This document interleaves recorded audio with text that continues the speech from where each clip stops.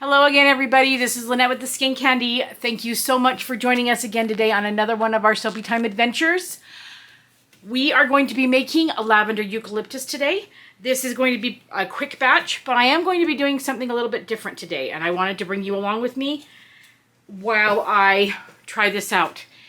In my 5 years of making soap, I think I've only done the hot heat transfer method, is what it's called, once, and if I recall, I wasn't very happy with it. So it's been a long time. That was a different recipe.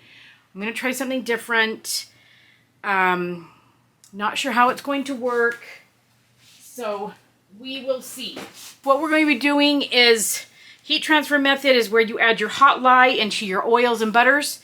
My oils and butters right here is my concoction of olive oil, castor oil, shea, cocoa, and coconut oil.